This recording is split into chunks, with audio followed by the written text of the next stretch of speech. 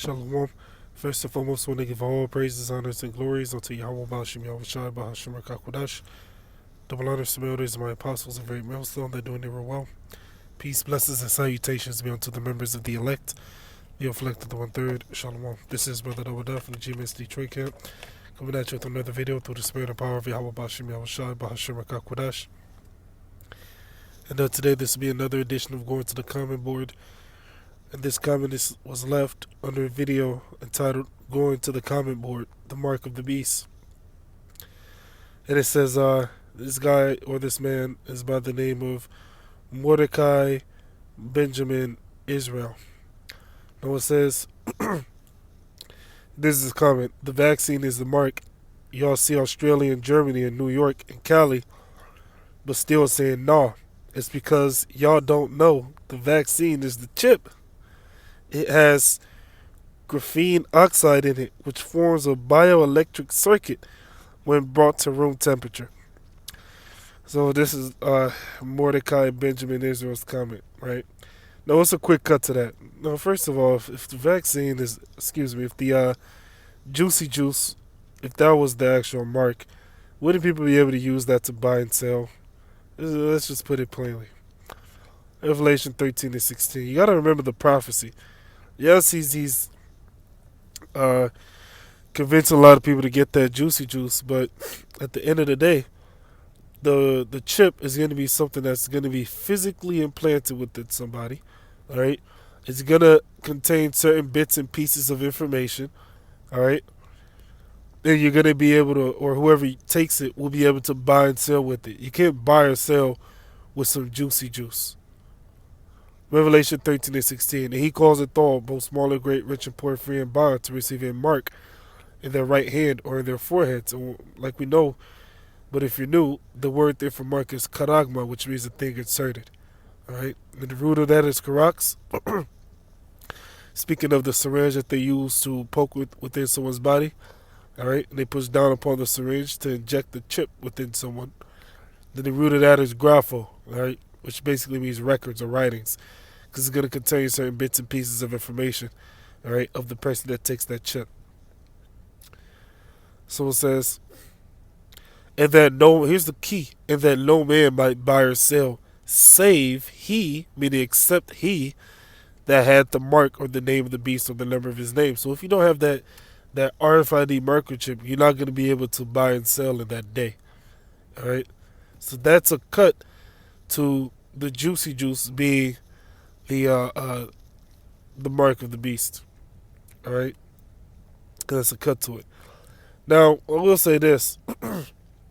That juicy juice is leading up to it. Yes, leading up to the Motbs. Leading up to it. Yeah, of course. We all know that. Alright? But is that the physical mark? No, it is not. Okay? No, it's not the actual mark of the beast. So, let's see. Read this comment again. It says the juicy juice is the mark. Y'all see Australia and Germany and New York and Cali, but still saying law. Yeah, because what? Because what? New York and Cali, yeah, they're tightening up the mandate to get that juicy juice. Alright? But we know that's not the chip. Alright? The juicy juice is not the RFID microchip. Alright, it's not the mark of the beast, period. Is that leading up to the chip? Yeah, of course. Of course it is, yeah. But is that the actual mark of the beast? No. You can't buy and sell with an injection of a juicy juice. It says it's because y'all don't know the juicy juice is a chip. No, it's not. Alright? It's not a chip used to buy and sell. It's not the mark of the beast. It has graphene oxide in it, which forms a bioelectric circuit when brought to room temperature. I mean, it's leading up to it, but it's not the chip. Alright? When that RFID chip is made mandatory, alright, it's going to be apparent. There's going to be no questions about it. Like, okay, this is it right here. Boom. Alright? People are already using the chip to buy and sell. People are using the microchip, alright, to open up the doors to their workplaces and such, using it to get into their homes. So there's people that already have the chip and they're using it. Alright? So all this stuff that they're doing, alright, changing their forms of payment, alright, changing from coins of gold. Then eventually you had the, of course, you had the bartering system. Then you had the coins. You had the IOUs. You know, the certificate saying that basically I owe you money for what you gave me. All right. You got cash. You have checks. You have the debit card. You have the credit card. Now you got Bitcoin. What is all this leading towards? A digital form of payment, right? Which is what eventually that mark of the beast. Because even now you have what, Apple Pay. You have Zelle. Okay. You had dang, what's it called? Cash App. You have Cash App. You have Google Pay. These are electronic forms of payment that a lot of people are using nowadays. This is all just leading up to that RFID microchip, which once again is indeed the mark of the beast. All right, just check out the interview with Aaron Russo, all right, and Alex Jones, where Aaron Russo spoke about his meeting with Nick Rockefeller, all right, which the Rockefellers are the American counterparts of the Rothschild family. When they came over here to the Americas, they changed their name to Rockefeller. So he spoke about how they wanted to implant a digital tag within people, all right? And what did Alex Jones say? He said total control. Total control. That's what they want. They want total control. And they're going to try to get that by means of a chip. You see? Let me try. We'll grab one more scripture, then that'll be the lesson. Let's go to Deuteronomy, the 15th chapter. Deuteronomy 15. And in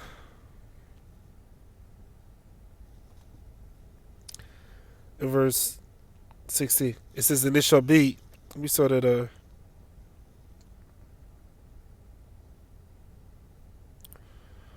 start at 12.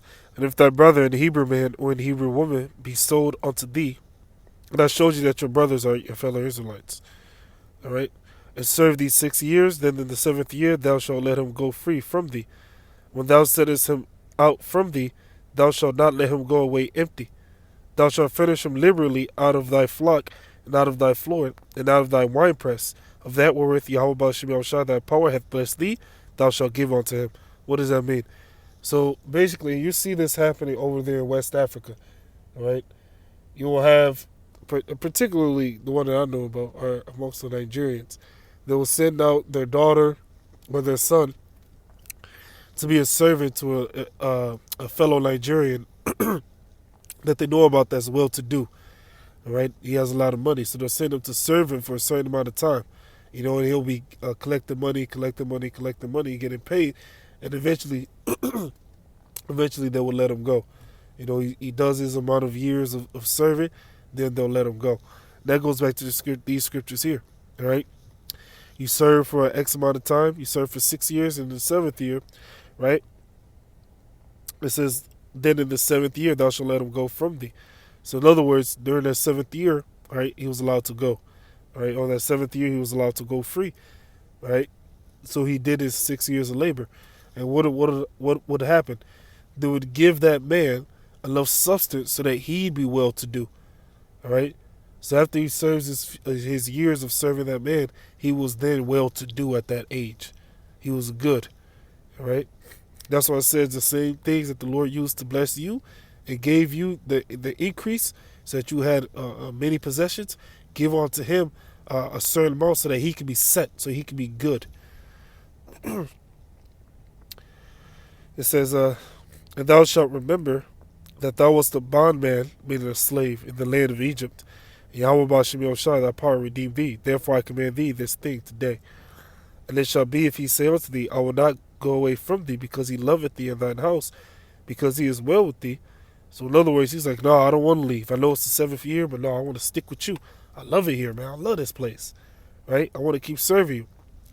Then thou shalt take an awl and thrust it through his ear unto the door, and he shall be thy servant forever. And also unto thy maidservant thou shalt do likewise. See? And that's what Esau wants to do. He wants to insert his microchip within you so that you can be his servant forever. You You see?